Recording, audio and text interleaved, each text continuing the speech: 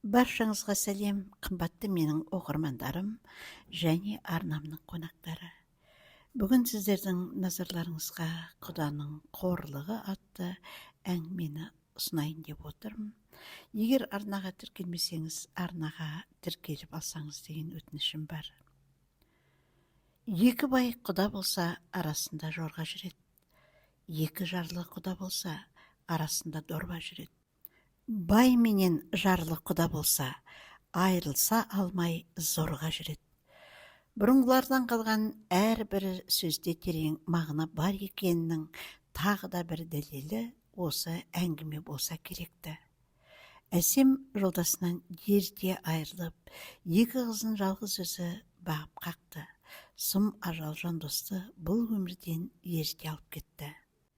Әсем ешкімге алақан жаймай, қатарынан кем қылмай, бір емес бірнеше жерде жұмыс істеп жүріп, қыздарының қалауының бәрін орындап, беттерінен қақпай өсірді. Қыздарының тәрбиесіне көп көңіл бөлетін. Соның нәтижесінде Сабина мен Айсара екеуі де көрсе, көз сүйсінер қыз болып бой жетті. Екі қызының да білімді болуына бар жағдай жасап жүрді. Аналарының арқасында екі қыз да жоғарғы білім алып, өз істерінің маманы атанды. Сабина балаларға тәлімгер болуды армандаса, Айсара адамдардың денсаулығы үшін күресуді жөн көрді. Екеуі де өз ортасына сыйлы, абыройлы болса да, үнемі жүздерін мұң шалып жүретін. Екеуінің де ойында аналарының жалғыз қалуы. Міне сол үшін де тұрмыс құрудан бас тартып, екеуі де жігіт атаулыдан бойларын аулақ ұстап, үнемі үйлеріне қарай қашады да жүреді. Бойларын үрей билеп алған. Әсем де әбден күйзеліп бітетін болды. Қыздарының жасы 25-тен асса да, тұрмыс құрмай жүргеніне өзін кінәлі сезініп, жанына маза берер емес. Екеуі де анасын уайымға салмау үшін үнемі әр басқан қадамын аналарына баяндап отырушы еді.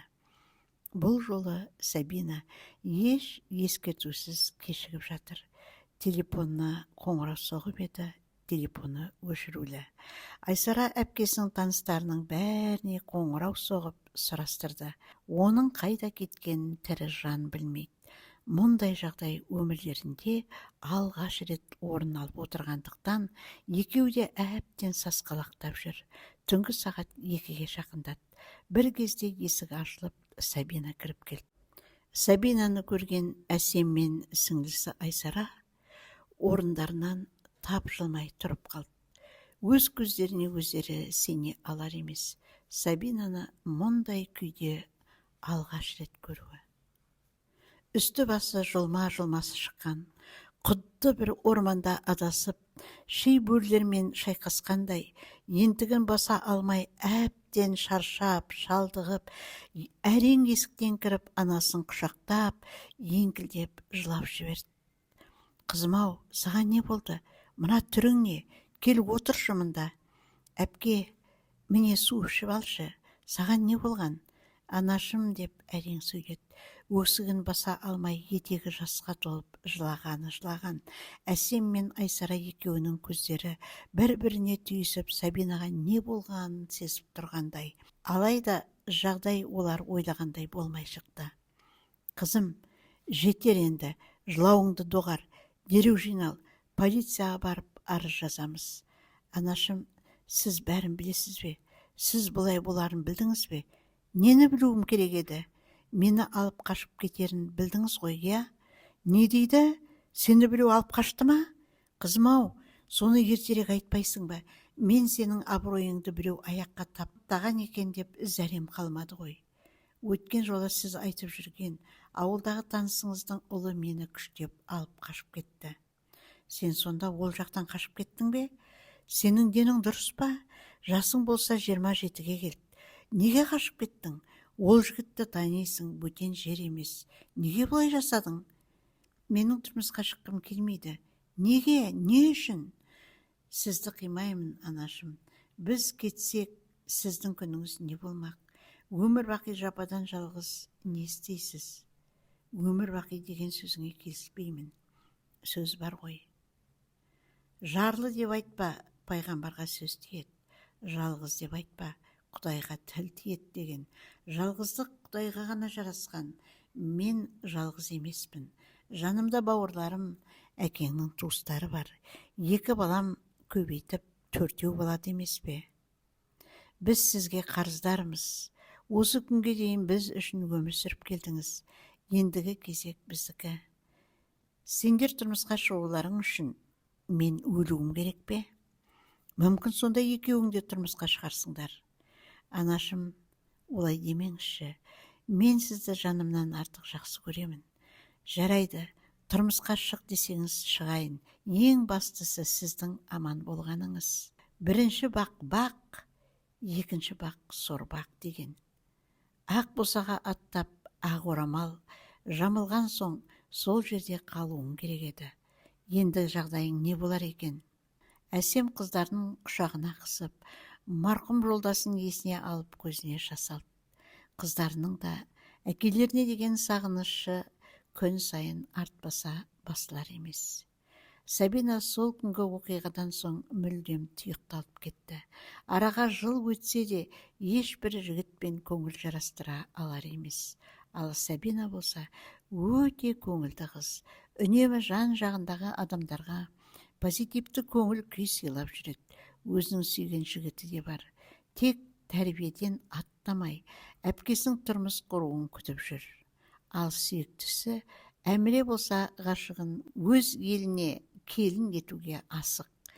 Міне бүгінде қос ғашық кәрі қыз атанған Сабина үшін тағы да ренжісіп отыр. Жаным, анам ертерек үйлен деп қыспаққа алып қоймай жатыр. Қашанға дейін осылай жүреміз? Мен саған айттым ғой, әпкемнен бұрын тұрмысқа шықпаймын. Әпкең мына жүрісімен қу тізесін құшақтап жалғыз өтетін шығар. Олай деме, оның жаны қалай күйзеліп жүргенін сен түсінбейсің. Әпкең тұрмысқа мүлдем шықпаса қайтесің? Неге шықпайды екен? Әлі-ақ өз теңін тауып бақытты болады. Осыдан қарада тұр. Менің әпкем тұрмысқа шықпай қалатындай бір кемшілігі бар ма? Мен олай деген жоқпын ғой. Мені дұрыс түсінбедің. Асығыс болсаң, басқа қыз тауып үйлене бер. Мен қазір тұрмысқа шықпаймын. Айсара ашуға бой алдырғаны соншама. Өзінің қаншалықты қатты сөйлегенін өзі аңғармай қалды. Оның әр сөзін анық естіген Сабина ақырын ғана сіңлісінің бөлмесіне кіріп келді. Әпке, келсеңші. Айсара сасқалақтап қалды. Айсара, сіңлім, сенімен сөйлескім келеді. Мен үшін бағыңды байлама. Әпке, сен дұрыс түсінбедің. Анамыздың арманын тым құрса сен орында. Мен жасаған ақмақтықты сен қайталама. Басыңа қонған бақыт құсын ұшырып алма, сіңлім. Әпке, әр нәрсенің өз жолы бар. Мен тек сенен кейін ғана тұрмысқа шығамын.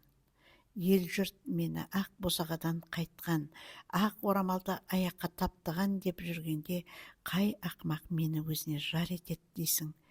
Анамызға қарашы, уайымнан шашына ақ түсіп, жүзін әжім басуда.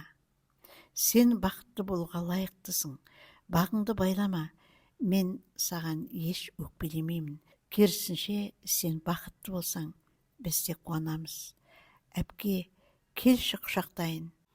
Айсара әпкесінің ризашылығын алған соң, иығынан ауыр жүк түскендей өзін жеңіл сезінді.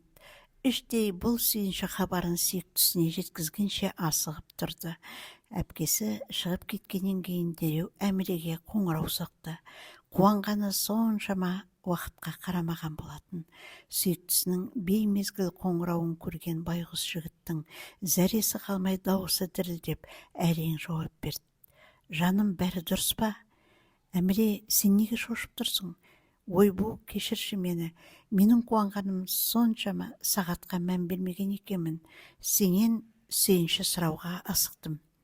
Әпкең тұрмысқа шығатын болды ма? Жоқ. Алла қаласа ол күнді де көрерміз. Ендеше не болды? Әпкем маған өз жолын берді. Саған тұрмысқа шығуыма рұқсат берді. Рас айтасың ба? Иә, жаным. Ендеше үйдегілерге әпкең мен анаңды таныстырайық. Солай жасайық. Бұл түнде олардан бақытты адам болмаған шығар сірә. Болашаққа жоспар құрып, тәтті арманның етегіне еріп, ұйқыға кетті.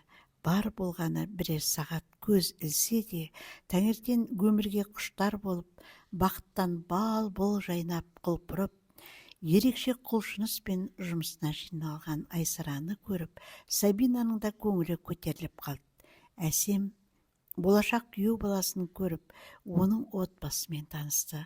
Құдағиы Қарлығаш өте өнегелі, парасатты, мейірімді жан екені көңілін көншітсе, құдасы Мараттың өзімшілдігі көңілін құлазытты.